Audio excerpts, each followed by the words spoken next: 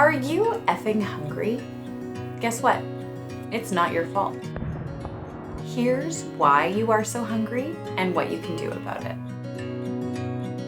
Hey everyone, Chelsea here. Today we will be diving into why we crave what we crave and what you can do about it. In her new book, I'm So Effing Hungry, Dr. Shah explores the science behind hunger and offers practical tips for overcoming food cravings and feeling satisfied. In this video, I will go over some of the book's main points. I also highly recommend you check out the book for yourself. There's a link in the description if you want to look into it more. Dr. Shah begins by explaining the three main hunger hijackers. These are emotional eating, our modern food environment, and the diet industry. Emotional eating is driven by feelings of stress, anxiety, anger, depression, loneliness, and even joy. From an early age, we use food to condition our feelings. Like when babies cry, we give them milk. Or as a kid, we get rewarded with a treat, which is usually some kind of food. As we get older, we continue to use food as comfort and to soothe our emotional pain. Trauma only makes this worse. Our modern food environment is a mess. Food manufacturers have purposely engineered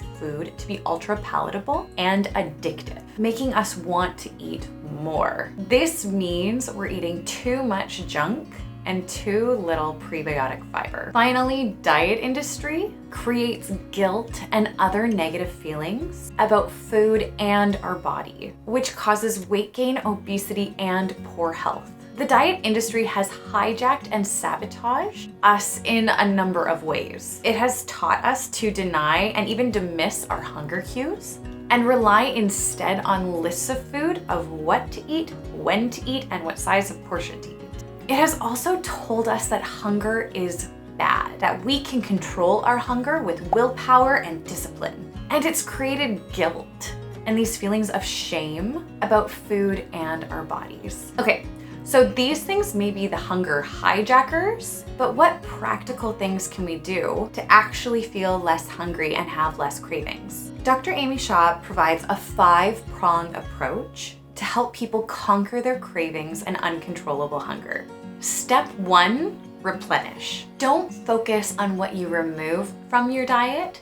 Instead, focus on the foods you want to add into your diet. Dr. Shah discusses the Super 6 foods to add that will automatically curb your hunger, control cravings, and normalize those hungry gut microbes. These foods boost your metabolism, quench the flames of inflammation, lift your mood, equip your body to fend off illness, and more. So what foods should you eat more of? Number 1, glucosinolates. These are the good parts of plant food. They're found in vegetables, mostly of the cruciferous nature. When you eat these veggies, their glucosinolates are broken down by microbes into compounds called metabolites. Metabolites halt inflammation, accelerate your metabolism, and set in motion these enzymatic reactions to guard your cells from damage.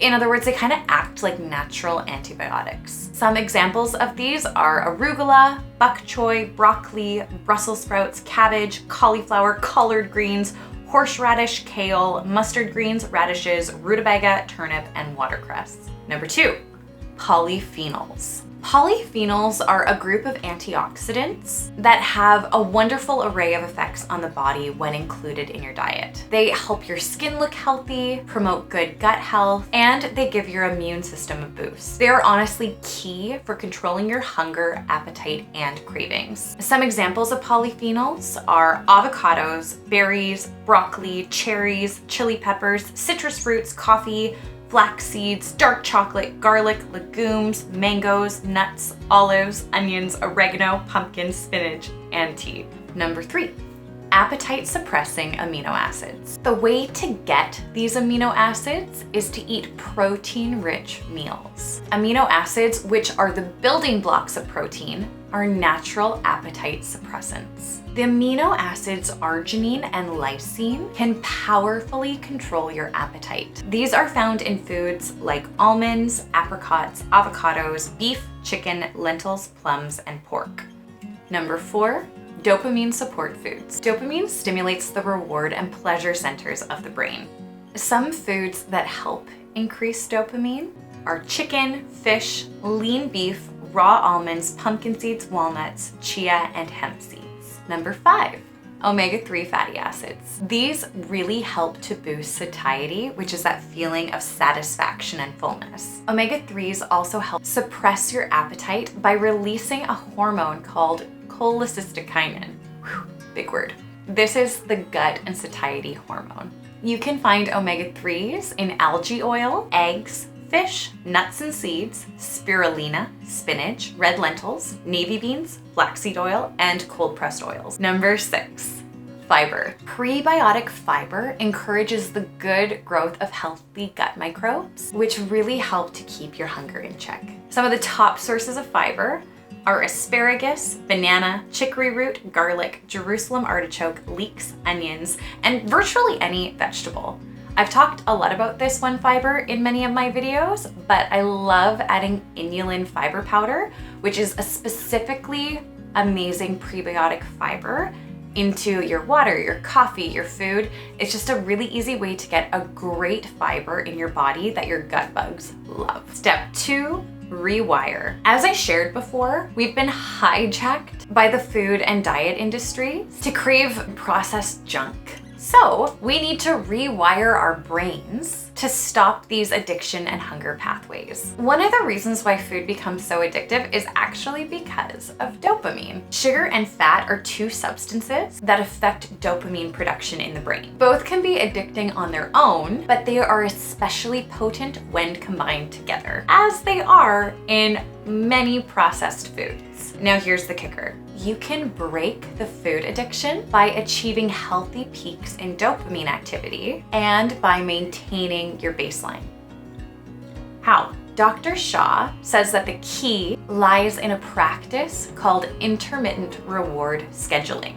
She calls this her 3-2-1 technique, the 3 component. The first week, select 3 days, say Monday, Wednesday, Friday, on which to enjoy a chosen treat, such as some pieces of dark chocolate or some oatmeal cookies. The next week, do the exact same thing, but change the days. Now, do it on Tuesday, Thursday, and Saturday.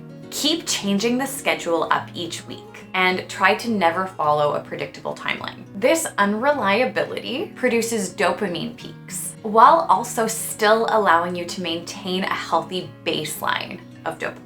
The 2 component, when you sit down to have that treat, instead of saying, ugh, I hate myself for eating this, I'm a terrible person, why am I eating this? Think, wow, good job. You picked a great treat and you deserve to treat yourself every now and again. Let yourself relax prior to eating something that usually evokes feelings of guilt, shame, or anxiety. Try to release the tension from your head, your jaw, your shoulders, your whole body really, and then release the negative feelings you feel about the food. Welcome it as a pure treat that you will enjoy without any remorse. This attitude actually helps to rewire the way you think about food. The 1 component. Once you've relaxed, eat the treat. Give yourself permission to savor it. Concentrate on the flavor, the aroma, the texture. Continue to tune out any thoughts, especially about the moral value of the food. Step 3, reset.